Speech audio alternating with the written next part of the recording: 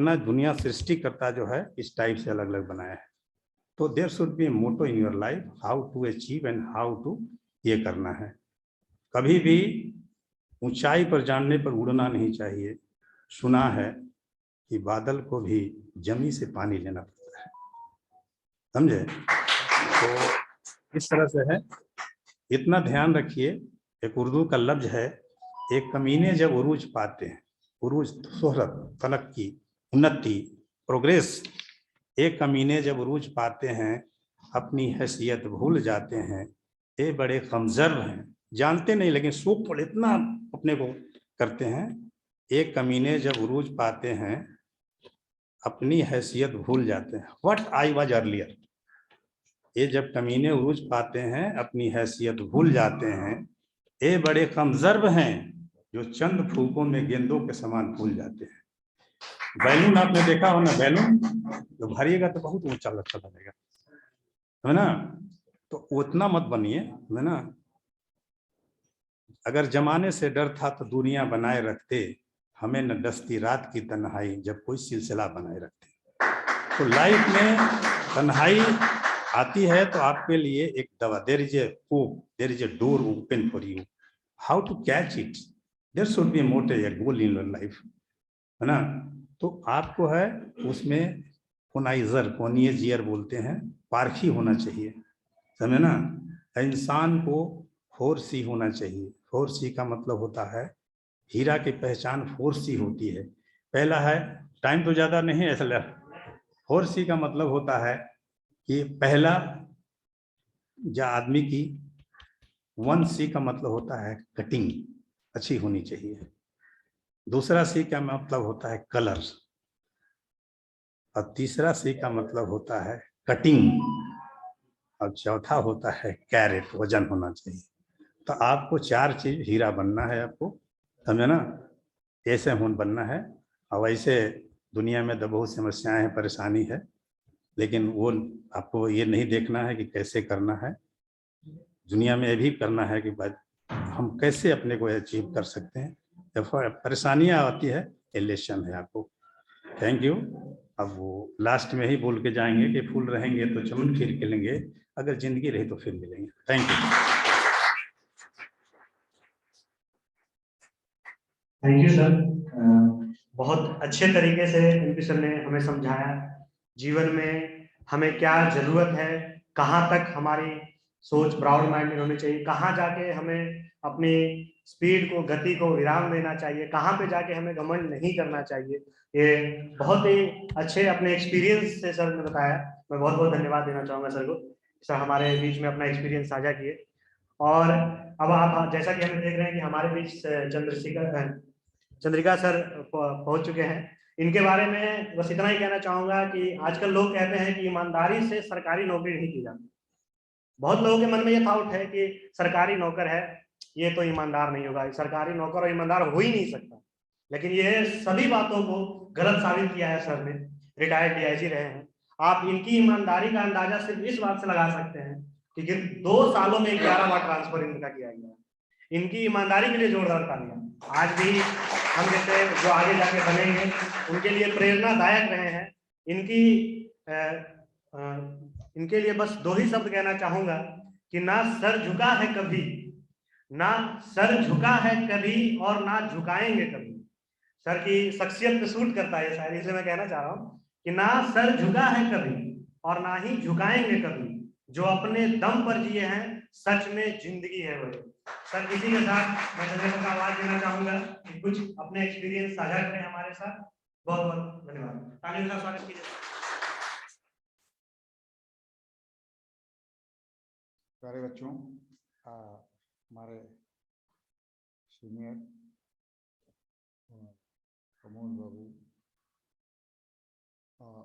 सबसे पहले आप सभी मेरी ओर से गणतंत्र दिवस का शुभकामनाएं स्वीकार करें। अभी हमारे पूर्व वक्ता, हमारे बड़े भाई ने आपको बहुत सरजमीनी भाव से सब लोगों को बहुत कुछ बातें बताई हैं, उसका एक अंश सुनने का मौका मुझे भी मिला है।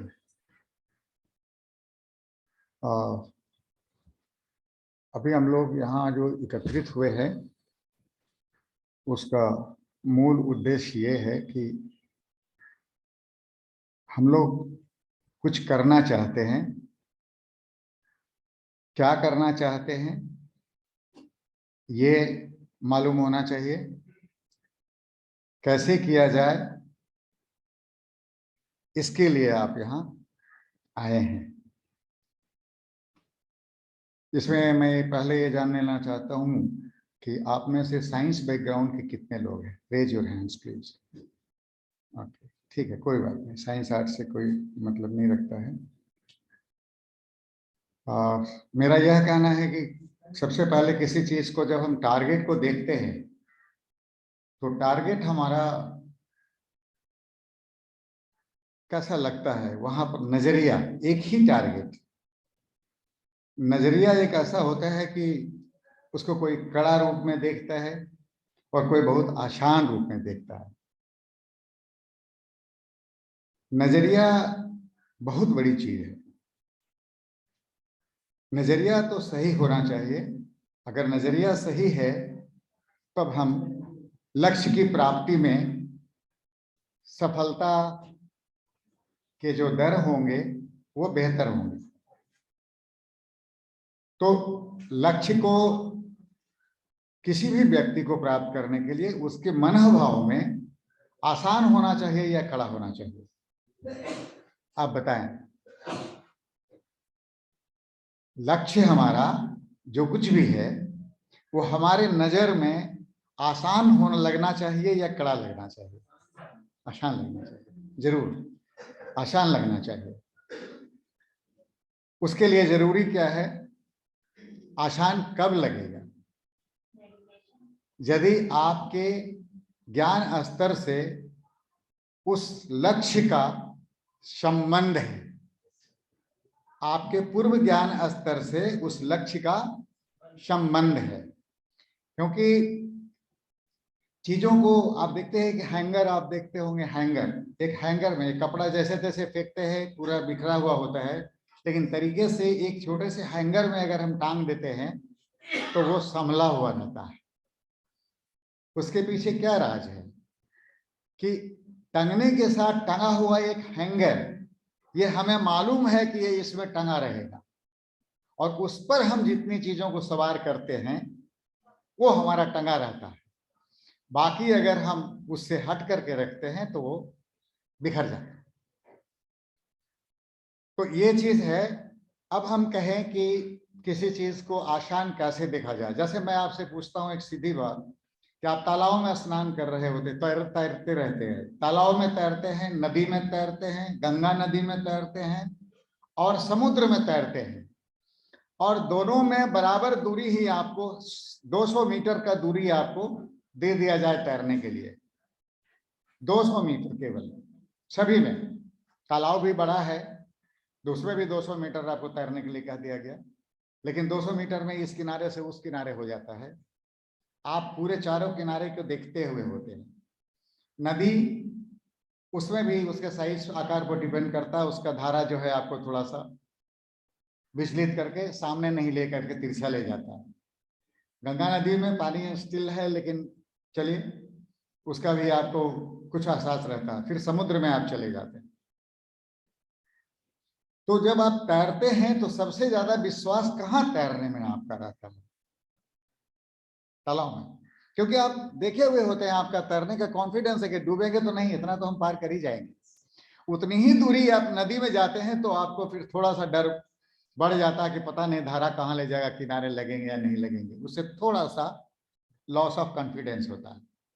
और अगर गंगा नदी में चले जाते हैं तो उससे और ज्यादा अनसर्टेनिटी आती है और उतने ही दूरी करना, सेम काम करना, magnitude of work has been decided, it has to remain constant, but circumstances are differing और आप उसमें लॉस ऑफ कॉन्फिडेंस आपका बढ़ता जा रहा है, यानी कहिए कि विश्वास घटता जा रहा है, सर्टेनिटी का। और समुद्र में चले गए तो वहां छोड़ दिया तो वहां पर भी तैर ले हैं, लेकिन पता नहीं, दिशा मालूम नहीं है कि किधर जाएंगे, हो सकता है कि 200 मीटर तैरना है तो आप इस किनारे लगने के बजाय और बीच में चले गए होंगे, या किनारे भी आ रहे होंगे तभी आपको पता नहीं है। तो इतने से आपके मन में अनिश्चितता की मात्रा बढ़ जाती है और लॉस ऑफ कॉन्फिडेंस हो जाता है। तो टारगेट आप गौर कीजिए, टारगेट तो 200 मीटर चलना था, टारगेट क्या था? 200 मीटर तैरना था। लेकिन जब वो जगह बदले हैं तो आपके कॉन्फिडेंस में अंतर आ गया है। ठीक है, अब जरूरत इस बात की है कि हम जहां भी जा रहे हैं काम करने के लिए टारगेट को आइडेंटिफाई करना। टारगेट को हम अगर समझें तो ऐसा समझें कि एक बात आप मन में ठान लीजिए कि कुछ भी कड़ा नहीं है जिसे हम नहीं कर सकते। एक सहज उदाहरण देता हूं, दुनिया की जितनी किताबें लिखी हैं, जितना भी हिसाब किताब हो रहा है, क्या उसमें 0 से लेकर के 9 तक 10 नंबर और ए से लेकर के जेड तक 26 लेटर, इसके अलावा भी थोड़ा बहुत कॉमा से भी कॉलन दिस दैट छोड़ दीजिए या जोड़ भी लीजिए तो संख्या कितनी हुई? 26 10 36, 10 5 और जोड़ लीजिएगा 40 50 जा सकता है, इससे ज्यादा तो नहीं है। आप जिस लाइब्रेरी में जा रहे हैं, जितनी किताबें हैं, तो आपको ये मालूम होना चाहिए, केवल ये मालूम होना चाहिए कि इतने में है।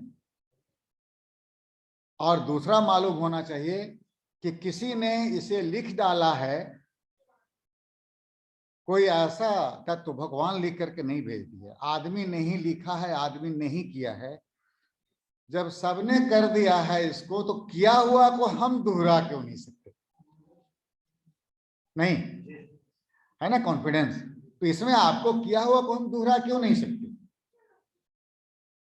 हजारों लाखों लोग गुजरकर पहुंचे हैं वहां जहां की राह हम पर हम चलना शुरू कर रहे हैं। पहुंचा है कोई और, तो हम क्यों नहीं?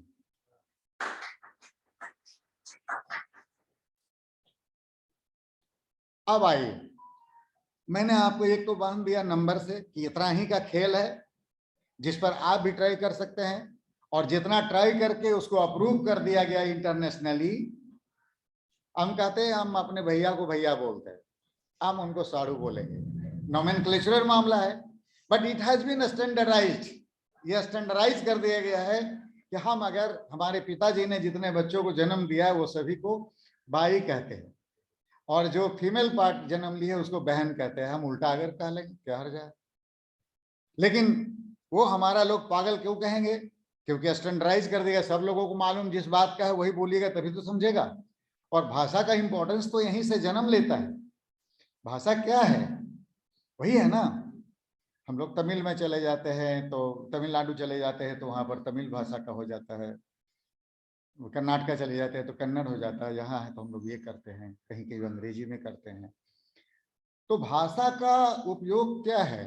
केवल और केवल यही है टू कम्युनिकेट वंस नॉलेज या communicate whatever feeling to others.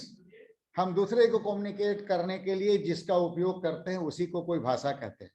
प्राय आप देखते होंगे कि हम लोग बैठे रहते हैं और हमारे बीच में मान लीजिए कोई पीवन है, कम पढ़ा लिखा आदमी, हम चाहते हैं कि कम पढ़ा लिखा आदमी नहीं सुने, तब हम पढ़े लिखे लोग आपस में अंग्रेजी में बात कर लेते हैं, जानते हैं कि वो अंग्रेजी नहीं जानते। कन्नड़ में बात कर लेते हैं, हम जानते हैं कि वो कन्नड़ नहीं जानता। प्राय ऐसा होता है। देखेंगे आप हमारे यहाँ ऑफिसर्स जो आते हैं सभी स्टेट के रहते हैं। अभी भी आपने देखा जो बैंक वाले ऑफिसर आए थे वो केरला के भी थे। तो उसका उद्देश्य यही है।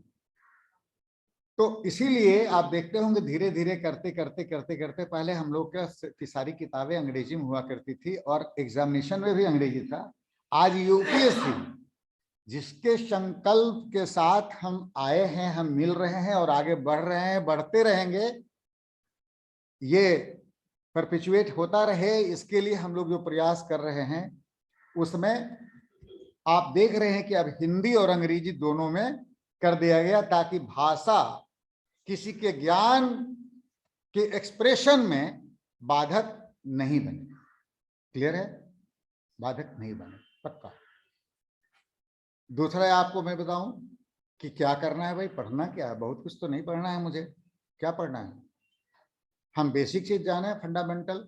जो साइंस पढ़े हुए हैं उनको मैंने पूछा था कि आपने यूनिट्स एंड डायमेंशन पढ़ा होगा, यूनिट्स एंड डायमेंशन पढ़ा, उसमें क्या पढ़ा।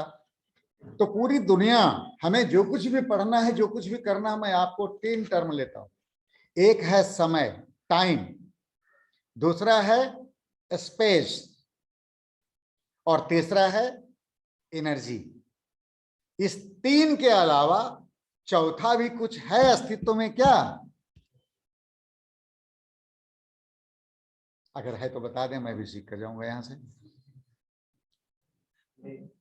ठीक है, तो ईमानदारी से अगर काम किया जाए तो फिर बात यहीं आ जाती है। लेकिन अगर बेईमानी करना हो तो उसका एक एग्जाम्पल देता हूं जो इस देश में हुआ करता है, हम लोग जिसके शिकार रहे हैं। उसमें क्या होता है कि एक 70 केजी वजन का एक पत्थर कहीं रखा हुआ और उसको हटाना है, तो वहां पर लेबर जानबूझ करके 50 केजी कैपेसिटी तक का, कभी 40 केजी, कभी 50 केजी का लेबर को भेजा जाता है। वो दिन भर प्रयास करता है वहां जाकर, और लौट कर आता है, साहब हमने बहुत प्रयास किया लेकिन हमसे तो हिलता तक नहीं। लेकिन काम तो बेचारा दिन भर किया, मजदूरी लेता है, चल देता है दूसरे दिन। और जो डिप्यूट करने वाला है वो बेईमान है कि वो कभी भी 70 केजी उठा सकने वाला लेबर वहां नहीं भेजता। जांच जो आप देखते सीबीआई और क्या क्या सुनते रहते, इतनी इतनी जांचें बैठती हैं, उसके पीछे क्या कारण है? सिर्फ एक ही घटना घटती है कि वो कहता है इतना पेमेंट हो गया, और आज तक वो पत्थर वहीं का वहीं है। इस देश के आजाद होने के बाद हमारे यहाँ नेताजी लोगों ने यही काम किया है, दूसरा कुछ नहीं किया है। क्योंकि वो पत्थर भी आपका, और पत्थर को हिलाने के नाम पर जितना खर्चा लगा वो भी आपका, और वो पत्थर हिला भी नहीं, उस पर करोड़ों रुपया चला गया। जबकि पहला दिन ईमानदारी से अगर 70 केजी वजन उठाने वाला या 40 केजी उठाने वाला ही 2 आदमी को डिप्यूट कर दिया जाता तो पहले ही दिन ये टास्क खत्म हो गया होता। लेकिन देश को आजाद हुए, जैसा आपने अभी सुना कि 73वां मना रहे, 75 साल हो गए आजादी के, और आज भी स्थिति वही बनी हुई है। शायद अधिकांश मामला मेरे इस नमूने से ही जुड़ा हुआ जो मैंने आपको कहा। तो आपको क्या होना है? You have to be honest towards yourself, you have to be honest towards yourself. और किसके प्रति? तो अपने लक्ष्य के प्रति। दुनिया में बहुत रास्ते जब चलेंगे, मिलेंगे बहुत सारे नाले, बहुत सारे गड्ढे, सब कुछ, लेकिन उसको देख करके डरना नहीं है। वहां यही मानना है कि सब कोई इसको तड़प करके उस पार जा सका है, हम क्यों नहीं जाएंगे। और जहां तड़पने की बारी आएगी, लोग रास्ते में आप चलेंगे तो खोद दिया करेंगे छोटे से गड्ढे, और बोलेंगे उधर तो गड्ढा है, क्योंकि मालूम है कि लक्ष्य उसके उसी पार है। इसलिए लौटाने वाले लोग भी आपको जानबूझकर रास्ते में कुछ गड्ढे भी खोद दिया करेंगे। उसकी परवाह किए बगैर अपने जानकारी को इतना स्ट्रांग रखना है कि जब तड़पना है हम तड़प जाएंगे, सब कोई गया है उस पार, हम भी जाएंगे। तुम खोदना है गड्ढा खोदो, ये तुम्हारा काम है, हम तुम्हारे पीछे लगे नहीं रहेंगे। ठीक है, तो अब ये कहना था कि टाइम, स्पेस एंड एनर्जी के बारे में आपको जो कहा। अब ये बताइए, क्या ये तीनों parameter, time, space and energy, ये तीनों पैरामीटर को एक साथ ऊपर उठाया जा सकता है? टाइम, स्पेस एंड एनर्जी, ये जो 3 चीज है, ये तीनों के बीच का संबंध को जानना है। देखिए, आपका टाइम तो सबके लिए बराबर है, जितने एग्जाम नहीं आपके आएंगे सबके लिए टाइम बराबर है। ठीक है, स्पेस एंड एनर्जी, वहां पर स्पेस क्या होगा? आपकी कॉपी, है ना। और एनर्जी क्या होगा? आपका नॉलेज, आपका जो कुछ भी है जो लिख रहे हैं, मैंने सारे बाकी एनर्जी टर्म में है। अगर आप कोई मुर्दा के हाथ में कलम पकड़ा देगा तो थोड़े लिखेगा, या किसी अज्ञानी के हाथ में कलम पकड़ा देगा तो वो थोड़े लिख पाएगा, लेकिन आप लिखेंगे। तो टाइम, स्पेस एंड एनर्जी का आपको एक एग्जांपल मैं देता हूं। आप गांधी सेतु बगल में आप देख रहे हैं, गांधी सेतु में आप ये भी सुनते होंगे, पता नहीं आप लोग बहुत बच्चे रहे होंगे उस समय, गांधी सेतु में आप लोग जानते थे कि हमेशा जाम लगा रहता था, जाम लगता था। संजोग से मेरी पोस्टिंग हो गई एसपी वैशाली में। तो इसी टाइम, स्पेस एंड एनर्जी के आधार पर मैंने क्या किया कि ये लोग जानबूझ करके वहां पर जब मीटिंग होती थी तो कहते थे तुम्हें 500 सिपाही चाहिए, ये चाहिए, वो चाहिए। और होता क्या था कि लोग डेप्यूटेशन सरकार के पैसे पर कर लेते थे, और सबके बीवियों की साड़ी खींचना, जांघिया खींचना, गंजी खींचना और आयरन करना, घर में ले जा करके सब लोग 5-5 आदमी ले जाके 10-10 आदमी रख रहे थे। और वहां पर जो बाकी जो ड्यूटी करता था उसका काम यही था, जाम लगा करके पैसा वसूल। जाम नहीं लगेगा तो पकड़ेगा कैसे, सब तो भाग जाएगा। जाम लगाता था, पैसा वसूलता था, यही तो धंधा चलता था। तो उसके लिए मैंने डिवाइस किया, आप सुनते होंगे एक चीज, आप भी सुने होंगे कि ये ऑफिस आवर में इतना बजे से इतना बजे तक उसको बंद रहेगा हैवी व्हीकल। लोग बोलते थे हैवी व्हीकल बंद रहेगा। चलना तो है उन्हीं को जो चलते हैं रोज, चलना। और उसमें बंद कर दिया। बंद करने से और क्या हुआ, मैं भी जब एसपी समस्तीपुर था तो उस टाइम में मुझे भी कहा जाता था, तो मैं बंगरा और ये सब ताजपुर साइड में ही पूरे गाड़ी को बंद कर देता। बंद कर दीजिए भाई, गवर्नमेंट का ऑर्डर है, हमारे डीजीपी का ऑर्डर है, हम लोग बंद कर देंगे। तो वो होता था। लेकिन यहां मुझे मौका मिला गांधी सेतु को ठीक करने का, तो मैंने क्या किया कि 24 घंटा का ही दिन रात है, टाइम फ्री टाइम वही है। लोग क्या करते थे कि गाड़ियों को रोक देते थे तो पूरा हॉडिल हो जाता था, गाड़ियां जम जाती थी उधर बाहर में, और जब छोड़ते थे, फ्री करते थे जब जाने के लिए, तो सभी एक साथ भर जाते थे। हमारा जरूरत क्या था कि टाइम उतना ही है, और क्यों ऐसा होता था, तो 0.9 किलोमीटर 900 मीटर आप देखे होंगे कि वन वे था। तो पुल टूट गया था, उसको बनाया जा रहा था, तो उधर से भी 4 लेन आती थी, इधर से भी 4 लेन जाती थी, 2 लाइन इधर से, 2 लाइन उधर से, या 2 लाइन उधर। लेकिन बीच में 900 मीटर का जो स्पेस था वो उतना ही था। It could not be extended, it was not possible to extend that space. तो वो हुआ, मैंने एक सिंपल फॉर्मूला निकाला। उधर जाम हो जाता था, वहां पर वो जो हाजीपुर के आगे जो जाते हैं उधर जो गुमटी है, जाम हो जाता। मैंने सिंपल कहा कि स्पेस हमारा फिक्स्ड है, तो हमें क्या करना होगा कि टाइम देख लीजिए कि मैक्सिमम टाइम के लिए टोटल देखिए, पासेज देखिए, मैक्सिमम टाइम के लिए अगर गुजरता रहता है, जैसे बंद कर देते थे तो कभी रोड खाली भी रहता था, बंद कर दिया तो कभी खाली भी रहा, गुजरना उतने ही को है। तो मैंने क्या कर दिया कि उधर से हाजीपुर से आने वाला इधर पांतोष दास था, ट्रैफिक एसपी पटना, तो उसको मैंने कहा, और कहा करके इधर से उधर से गाड़ियों को क्या कर दिया कि जो उधर से आने में प्रोफेशनल गाड़ियों को मैंने कर दिया लेफ्ट साइड से, यानी जो कैरेज व्हीकल था, इसका ट्रांसपोर्ट, इसका गुड्स व्हीकल था, गुड्स व्हीकल को कर दिया लेफ्ट साइड से कि आप लेफ्ट ही आपको चलना है, और बाकी पैसेंजर्स व्हीकल को कर दिया राइट से। तो राइट से आ रहा है तो यहाँ का ड्राइविंग तो आप जानते हैं, जो आदमी पटना में, बिहार में गाड़ी चला लिया वो दुनिया के किसी कोने में चला लेगा, उसमें कोई दिक्कत नहीं। बाहर से आने वाले भले यहाँ फेल कर जाते हैं, हम लोग के बच्चे आते हैं यहाँ तो वो लोग, ड्राइवर ही चलाता है, वो लोग अपने कहते हैं यहाँ तो चलाना जान देने के बराबर है। तो उसमें क्या होता है कि बाएं दाहिने जहां मौका मिले तो सीधी बात है घुस जाना है ना। तो हुआ, इसका भी इलाज कर दिया।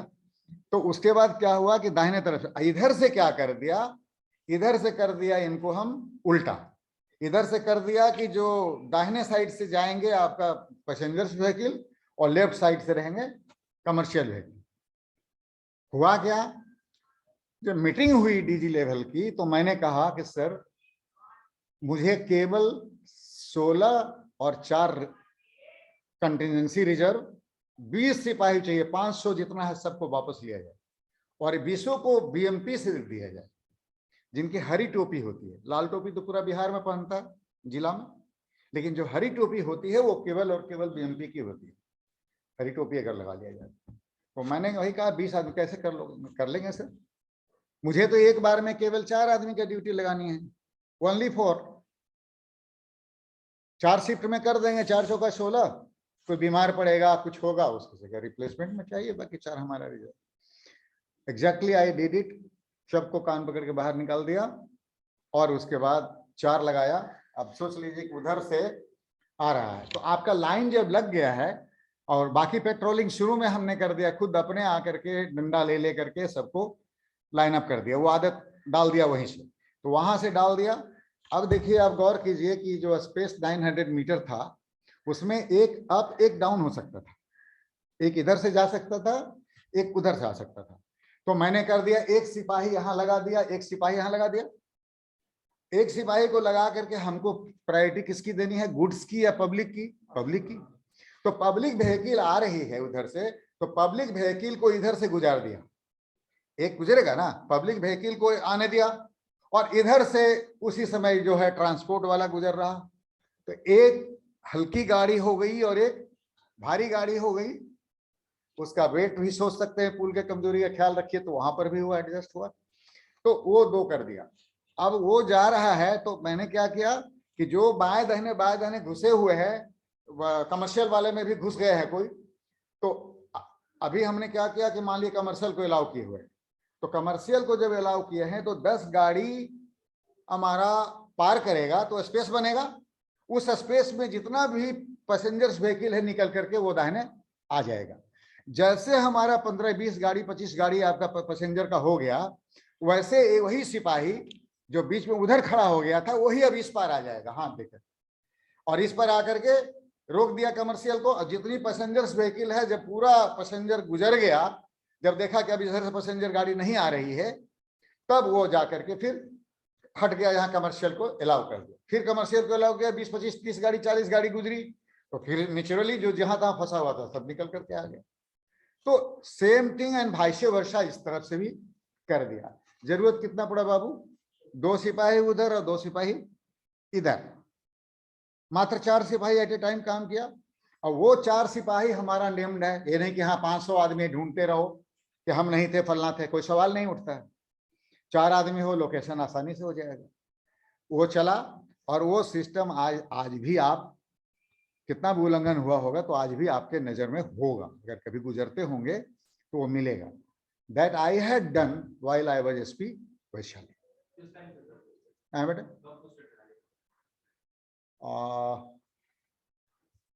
2014 के आसपास, 14 है ना, 2014। तो ये चीज क्यों आया? तो स्पेस हमारा फिक्स था, कांस्टेंट था, टाइम भी कांस्टेंट था। It was only energy part to be managed properly. Clear हुआ? तो आप 3 चीज को, 2 चीज जब आपका कांस्टेंट हो गया तो तीसरे पर आप माइंड अप्लाई नहीं कर रहे थे, और वो हुआ क्या? तो अब स्पेस देखिए, स्पेस ऑल अराउंड 24 घंटा स्पेस का यूटिलिटी हो रहा है, कहीं पर हॉडलिंग नहीं हुआ, कहीं पर रोकने की आवश्यकता नहीं पड़ी, और वो चल रहा। तो ये होना चाहिए ना, स्पेस जो आपका फिक्स था जिसको बढ़ा नहीं सकते हैं, मैक्सिमम स्पेस का वैल्यू कितना जाना चाहिए था? मैक्सिमम। टाइम वाज फिक्स्ड, तो स्पेस से जो पैसेज था वो मैक्सिमम हुआ और चला। तो लाइक वाइज आपको मैं कह रहा हूं कि जब 3 ही चीज है, टाइम एकदम, स्पेस, अब जिस टर्म में ले लीजिए, आप अगर 1 डायमेंशन में कर रहे हैं तो ये लेंथ, 2 डायमेंशन में जैसे कर रहे हैं तो ये भी लेंथ, दोनों लेंथ मिलाकर के अगर एरिया आ गया तो ये इसी का डेरिवेशन है, इसी का डेरिवेशन है ना। तो इसी तरह से आप जितना भी मल्टी डायमेंशनल स्पेस में जाएंगे, हम लोग जब एडवांस क्वांटम मैकेनिक्स में हम लोग जब पढ़ते थे तो हम लोग इनफाइनाइट डायमेंशनल स्पेस में हम लोग वर्चुअली सोचते थे, सोच ही सकते हैं, ड्रॉ करना बड़ा मुश्किल है। 3 डायमेंशन एक्स वाई जेड में आते हैं, वही तो तीनों एक हॉरिजॉन्टल में देने पर कंफ्यूजन हो जाता है कि एक्चुअली तीनों एक्सिस के बीच के एंगल होता है 90 degree, but it does not seem to be 90 degree. नहीं, तीसरा एक्सिस जब खींचते हैं तो like y, so it was the imagination जो हम लोग को ये प्रोत्साहित करता था। तो आपको मैंने क्या कहा कि आपका टारगेट है, उसमें इसी तरह से एनालाइज करके हमें करना है कि दूरी, अब इसमें जितना ल्यूसिडली मैंने आपको बताया, जितने आसानी से मैंने आपको ये बात कह दिया, तो अगर यही एग्जैक्ट हुआ होता तो सब लोग टारगेट को अचीव कर लिए होते। है यही 0 से लेकर के 9 तक ही, इसी 10 अंक से दुनिया की जितनी भी गणित बनाई गई है सब कुछ इसी से आता है। लेकिन हम एक स्क्वायर, एक सिमेट्रिक बॉडी के बारे में स्टडी करते हैं। हम लोग क्या कहते हैं, जैसे मोमेंट ऑफ इनर्शिया पढ़े तो एक सिमेट्रिक बॉडी का पढ़ते हैं, लेकिन हम लोग जब एमएससी में चले गए या ऑनर्स में चले गए तो moment of inertia of any body about any axis कर दी, तो उसका एक फॉर्मूला निकला। और जब फॉर्मूला निकला तो उसी सिमेट्रिक बॉडी के बारे में जब हम लोग देखे, उसका जो कंडीशन, बाउंड्री कंडीशंस आता है, उसको पुट अप कर दिए, तो फिर जो सिमेट्रिक बॉडी के लिए वो आ गया, राइट। तो इसी तरह से जब पढ़ने में आपको भीतर से बी बोल्ड एनफ। दूसरी बात, आप में होता क्या है, ये जो उम्र होता है ना, आपका जो एनर्जी है ना, उस एनर्जी को आपको देखना पड़ेगा कि आपके एनर्जी इल्स किसी दूसरे दिशा में बर्बाद ना हो। इसके लिए ये जरूरी है कि आज हमने किया, कुछ भी काम किया तो देखें कि 24 घंटे में हम कंपेयर करें थी कि हमने क्या किया और क्या कर सकता था। ओके, क्या किया, क्या कर सकता था, ये दोनों पर आप हर दिन थोड़ा सा समय देकर के रिव्यू करें अपने आप में। और आपको लगता है कि नहीं, ये जो हम अनावश्यक रूप से बाबूजी के दादाजी आए थे उनको प्रणाम करके चल देते मात्र, और उनके साथ जो हम गप में शेयर कर लिए, उसको तो काटा जा सकता है। टू गेट समथिंग प्रेशियस, है ना, to get something precious you will have to be a loser at some other things, है ना, स्वाभाविक है, क्योंकि law of conservation will hold good everywhere. 2-3 चीज है, एक और आप बता देता हूं, पढ़िएगा कभी भी तो देखिएगा, एक रूपता का नियम, इसको कहते हैं लॉ ऑफ यूनिफिकेशन, है ना। इसको कैसे समझिएगा, लॉ ऑफ यूनिफिकेशन, हर चीज एक तरह है। जब भी आप पढ़ते हैं तो एकदम विश्वास के साथ करना है कि हर चीज एक तरह है। कोई ऐसा है जो भिन्नता हो तो बता दीजिए, उसको मैं कोरिलेट कर ही दूंगा कि नहीं एक ही तरह है। Everything is cyclic. हम कह रहे हैं कि कोई भी चीज वेव के टर्म में, पहले हम लोग पार्टिकल कहते थे ना, जो साइंस पढ़े वो जानते होंगे, डी ब्रॉगली साहब ने इसको कोरिलेट किया था कि पार्टिकल वेव ड्युअलिटी कहता है। बहुत सारे लोग कहा कि आइंस्टाइन साहब तो फेल कर गए। अरे भैया, आइंस्टाइन ये सॉरी ये न्यूटन साहब को फेल कर दिया आइंस्टाइन ने, ऐसी बात नहीं है। हम आज खड़े हैं आपके सामने बात कर रहे हैं, तब मेरा स्टेटस और आज हम पूरा दौड़ करके चलते रहें, दोनों एक ही होगा? नहीं होगा ना। तो जब पूरे आप जानते होंगे, एक चीज आपको बड़ी बात बताता हूं कि जब आपको लगे कि ये तो अनंत है, तब उसका एक सहज एग्जांपल देता हूं। आप जानते हैं कि किसी भी बॉडी पर हम फोर्स लगाएंगे तो वो मूव करेगा। अब जब मूव करेगा तो हम लोग ये कहें कि आप जानते हैं स्पीड ऑफ लाइट कितना है? 10⁻10 सेंटीमीटर या 8 मीटर पर सेकंड, या 1,86,000 बेटर है। कोई भी आर्ट्स वाले हैं उनको कह देते हैं 10⁻, बोलेगा पता नहीं उनको दिक्कत हो। 1,86,000 माइल पर सेकेंड, 1,86,000 माइल पर सेकेंड। तो एक आया। अब हम लोग कहें कि हम लोग जब बहुत कुछ करते हैं, अपनी सीमा बंधी हुई है कैसे, तो यदि किसी मास को अब फोर्स बढ़ाते जा रहे हैं, बढ़ाते जा रहे हैं, बढ़ाते जा रहे हैं, ठीक है, तो क्या होता है, स्पीड ऑफ लाइट जितना है, क्या कोई आप में से बता दीजिए, स्पीड ऑफ लाइट के बराबर किसी बॉडी को हम लोग दे सकते हैं गति? क्यों नहीं दे सकते? क्यों नहीं दे सकते? अरे सिंपल कारण बताइए, कुछ कोई एक बताइए, किन्हीं को ज्ञान हो तो। आग लग जाएगा। फ्रिक्शन का हम फ्रिक्शन फ्री स्पेस आपको देते हैं। कहाँ फ्रिक्शन है? फ्रिक्शन फ्री स्पेस है। ये जो रेडिएशन है तो आपको क्या लगता है ये जो रेडिएशन आता है आपको समूचा में कोई मीडियम है क्या? थ्रू आउट मीडियम है कि वैक्यूम है? वैक्यूम स्पेस से होकर आ रहा है ना, उसको तो मीडियम से कोई मतलब, जब मीडियम कोई देंगे तभी तो फ्रिक्शन फोर्स आएगा। हम कोई मीडियम, जैसे ये भी हवा है, हवा में भी पार्टिकल है तो ठीक है फ्रिक्शन होगा, लेकिन अगर हम आपको देते हैं कि नहीं कोई फ्रिक्शनल फोर्स रेसिस्टेंस नहीं, कोई रेसिस्टेंस नहीं, कोई मीडियम नहीं, वो नहीं है ये जस्ट लाइक कहिए कोई बेटा बाप के बराबर बन सकता है? नहीं बन सकता ना। तो मास क्या होता है किसी बॉडी का, कि न्यूटन साहब ने मास पर कंसेप्ट दिया कि भाई उनका सेव जब गिर गया तो कहा नीचे ही क्यों गिरा, इधर क्यों नहीं गया, ऊपर क्यों नहीं चला गया, इधर क्यों नहीं चला, इधर क्यों नहीं चला। तो उन्होंने कहा नीचे गिरता है, कुछ भी चीज को छोड़ते हैं नीचे ही आता है। तब उन्होंने प्रतिपादित किया कि ये जो अर्थ है ना, it has some force of attraction towards its centre. तो ये खींचता है, सबको इधर ही खींच लेता है, ठीक है ना, सबको इधर ही खींच लेता है। अब बड़ा मजेदार रहेगा कि हम लोग जब पढ़ाते थे तो कभी एक गेंद के रूप में ले लेते थे, पृथ्वी तो ऐसा ही है, पृथ्वी ऐसा ही है ना, तो गेंद के रूप में ले लेते थे। तो ऊपर का हम लोग कहते हैं नॉर्थ पोल, नीचे का कहते हैं कि साउथ पोल। तो हम लोग रख देते थे कोई आदमी यहाँ पर अगर साउथ पोल होगा तो लड़के फटाक से बोल देते थे उधर से, सर यहाँ कैसे रहेगा, तो गिर जाएगा।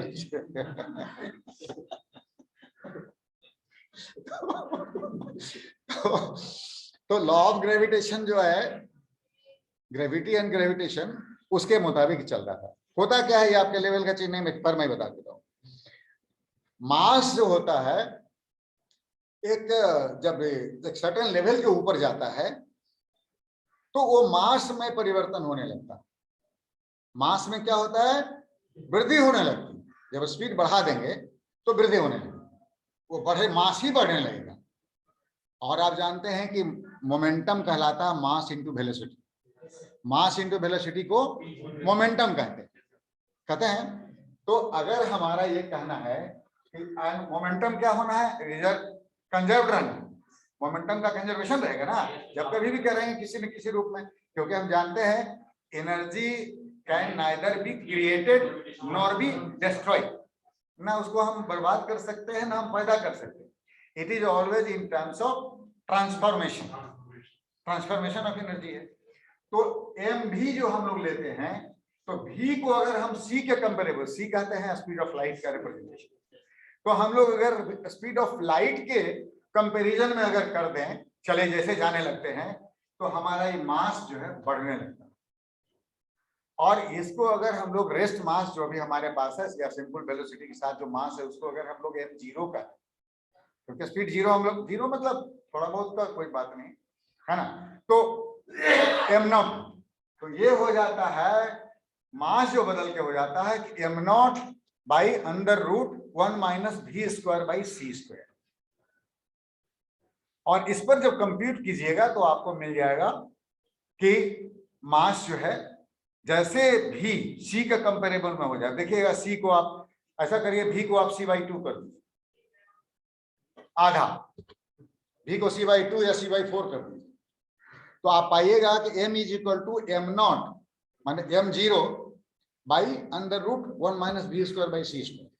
तो जैसे उसको c कर दिया, देखिए कितना बढ़ गया, बढ़ गया ना, आपका m नॉट के साथ आपका उसका वैल्यू बढ़ गया। तो m नॉट से आपका जो m है, m नॉट से बहुत ज्यादा गुना बढ़ गया। तो अब जब बढ़ जाएगा तो नहीं कहते हैं कि अब जब धक्का दे रहे थे तब तक, जब तक ये आदमी थे, हम धक्का और बढ़ाए, ये दैत्य बन गए, अब तो स्थिति नहीं हुई।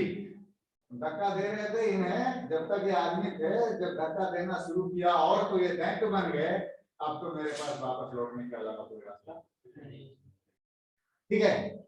तो चलिए एनीवे, आज का जो लेक्चर है हमारा केवल आपका मोटिवेशनल लेक्चर है, और उस लेक्चर में इसमें जो आपसे वार्ता है, लेक्चर क्या कहूँ, हम लोग अब लेक्चर देने के लायक नहीं रहे, क्योंकि मेरा एमएससी था 77-79 और मैट्रिकुलेशन मेरा था 73-75, ठीक है। तो हम लोग उस जमाने के हैं, बिल्कुल गांव का स्कूल से पढ़े हुए हैं। बिल्कुल रूरल बैकग्राउंड है और चीज़ों को पुलिस सेवा में 32.5 साल पुलिस सेवा में करने के बाद मुझे एक अच्छा रिसर्च करने का मौका मिला। जो कुछ भी मेरा बैकग्राउंड था फिजिक्स का, उसको कोरिलेट करने का मौका मिला। मैं फिजिक्स में लेक्चरर था पहले, और दी प्रीमियर कोचिंग इंस्टीट्यूट उस समय हुआ करता था पटना में, उसमें 4.5-5 साल पढ़ाया था। और यही पढ़ाते पढ़ाते आराम से हम लोग कमीशन, तो हम लोग जानते भी नहीं थे कमीशन क्या होता है, तो सब लोग बैठता था, हमारे कुछ मित्र भी बैठते थे, तो मैं भी बैठ जाऊं, और बैठ गया तो मुझे पता नहीं था कि मैं टॉप कर जाऊंगा। हमारे बैच में 2 ही पुलिस सेवा का था, और उसमें रिजल्ट आया तो देखता हूं कि हमारे से नेक्स्ट मैन जो है वो फिजिक्स में मेरा 92% था कमीशन में, और मैथ में 87% था। कहाँ काट लिया था नहीं कह सकता, लेकिन फिजिक्स और मैथ के बदौलत ही। और उस समय 3 ऑप्शन हुआ करता था, आज के टाइम में तो अब एक ही हो गया ना। उस समय 3 ऑप्शन होता था, 2 ग्रुप था, एक ग्रुप से 2 ही ऑप्शन चुन सकते थे। तो मैंने फिजिक्स मैथ चुन लिया था, क्योंकि फिजिक्स पढ़ा ही रहा था, और minus mathematics is no physics, तो इसलिए हम लोग उसमें कर लिया। उसके बाद एक इंडियन हिस्ट्री रख लिया था, उसमें मात्र 65%। 12 क्वेश्चन, ईमानदारी से बोल रहा हूँ, 12 क्वेश्चन किसी ने दिया था। हिस्ट्री से मुझे सख्त नफरत था, और 12 क्वेश्चन दिया, 12 क्वेश्चन रट लिया था। उसमें 4 क्वेश्चन लड़ गया था, और मैं लिख दिया किसी तरह, चलो उसमें भी 65% आ गया, ठीक है ना। तो ये चीज है, इसलिए आपको उस सत्य को स्वीकार करके चलना है कि कोई आपको रोक नहीं सकता। दूसरी बात कि आपको ये कॉन्फिडेंट होना है कि आप किसी एक तार के पेड़ पर नहीं चढ़ रहे हैं, कि अब अगर और नहीं चढ़े तो गिर जाएंगे जमीन पर। दूरियां आप तय कर रहे हैं जिधर, उसी के समानांतर रास्ते बहुत हैं। अगर हम वहां पर उस रास्ते पर टारगेट नहीं पाए तो थोड़ा सा एंगल बदलेंगे तो कोई नहीं कोई तो मिल ही जाएगा, मिल ही जाएगा ना। इसलिए बी कॉन्फिडेंट, सबसे पहला काम है कॉन्फिडेंस का, उससे बड़ा कुछ नहीं मिलेगा। दूसरा, आपको मैंने कहा कि टाइम की बर्बादी। आए हैं अगर मौसा जी, बात करने दीजिए मम्मी मौसी से, हम तो अपने किताब के साथ प्रणाम करते ही चले जाएंगे। अगर इतना आपने कर लिया तो आपके सब।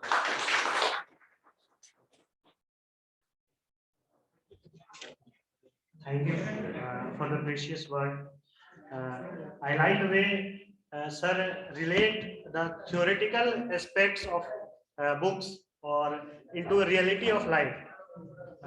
He also elaborate about the time management in a student life.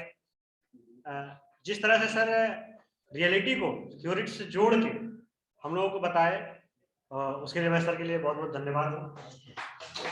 ऐसे ही हम लोगों के साथ जुड़ के एक्सपीरियंस आ जाएगा। ठीक है सर, बहुत अच्छा था जी सर। बता देना चाहते हैं, हिंदुस्तान में अमेरिका जो देश है दुनिया डरती है, इसका कारण है। उसके बाद शक्तिशाली चीन से दुनिया डरती है, इसको लंबी दीवार है, आक्रमण नहीं कर सकता। पाकिस्तान से इसलिए डरता है, उसका आतंकवादी का एक्सपोजर है। लेकिन होने के बाद दुनिया हिंदुस्तान से, उसका कारण नहीं है कि बिहार में जी उन्होंने कहा कि बिहार का चला लिया, तो हमने तो देखा बहुत विदेशों में हम रहे हैं, बिहार का भी वहां मिल गया, तो इसलिए डरता है पूरी दुनिया बिहार। तो बिहार में ही पूरा हिंदुस्तान समाया हुआ। बिहार का मतलब है बी मने भारत, आई मने इंडिया, एच मने हिंदुस्तान, ए मने आर्यावर्त, और इसका असली नाम है रीमा, RIP, इसलिए डरता है। अब इन्होंने कहा कि बिहार से लोग हिंदी में पास करते हैं, इसका कारण 26 अक्षर हमारा अंग्रेजी में, उसी में घूमना है, लेकिन हिंदी में 52 अक्षर। जी सर, जी सर। दूसरी बात है, एक चीज उन्होंने कहा कि देखिए लिमिटेशन बिलीव होता है। लिमिटेशन बिलीव उसको बोलते हैं कि हाथी आप देखते हैं पहाड़ पर्वत गाड़ी घोड़ा सभी को बर्बाद कर सकता है, लेकिन लिमिटेशन बिलीव ऐसा होता है कि आधा किलो का सिकड़ बांध देता है माहौल, तो नहीं तोड़ता है। लिमिटेशन बिलीव विश्वास है, इन्होंने जो किया है लिमिटेशन बिलीव करके किया है, नहीं तो वो बिकम कोर्स है।